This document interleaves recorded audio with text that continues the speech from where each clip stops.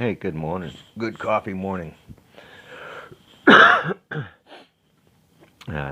Veterans Day should be Armistice Day, so it's Armistice Day.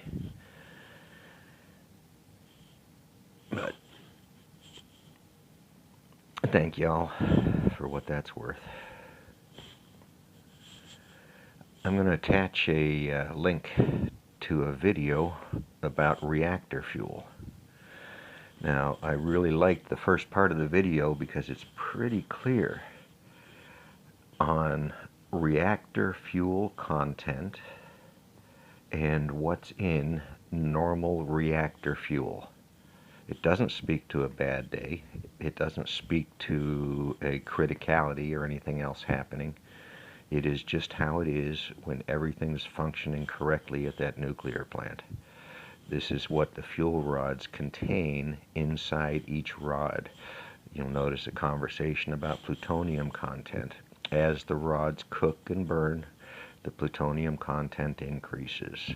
The isotope ratios change significantly, and after 3 years, mostly because of nuclear proliferation rules, the rods have to be pulled because of plutonium weapons-grade materials content. So that's a little bit of background on some of the reasons that the refuel cycles every 3 years and not longer. That's kind of the agreed upon rules. The fuel, when it gets to those other stages, those other ratios, begins to misbehave. It doesn't match the power curves the reactors are designed for, and the reactors can't respond. So it's kind of important that that fuel gets replaced out. And it's also kind of important we stop this nonsense because there's not a good reason for it. The second half of the video speaks to dry storage casks.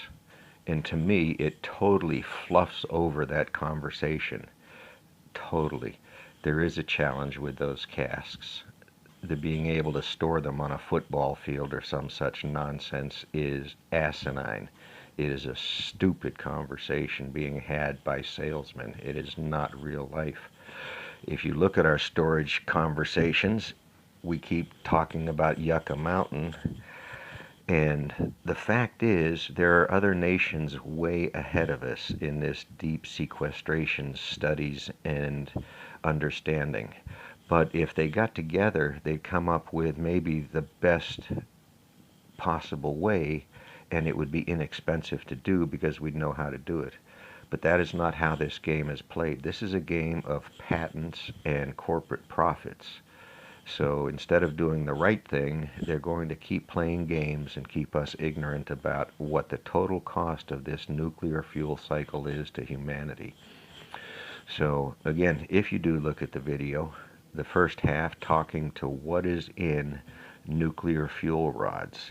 Now, the lead out to that is, while you're listening, think about Fukushima.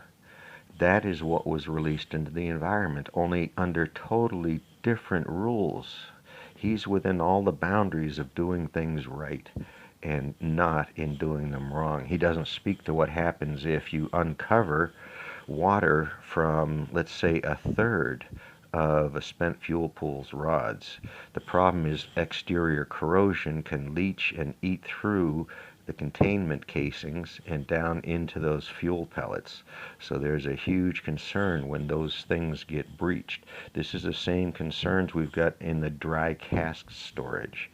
A key in there is the monitoring of those things. It's admitted they only have a 10 to 30 year lifespan, maybe 50 years, and we're going to have to do something. They have this built-in obsolescence idea. Part of the challenge is enough money has never been committed to do this because false profits and yachts are more important. Corporate jets are more important. Tax write-offs for people to hand money amongst each other in these civil societies, eh?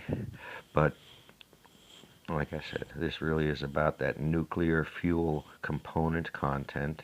Listen to the number and ratios of the isotopes in there. Understand they were released violently into the atmosphere in Japan, in and around the Fukushima prefecture. So This nuclear proliferation is a challenge beyond the weapons. These are all weapons against humanity and worth understanding. There are organizations meant to do good out there. They're hard to find. Thanks for listening. Good Monday to everybody.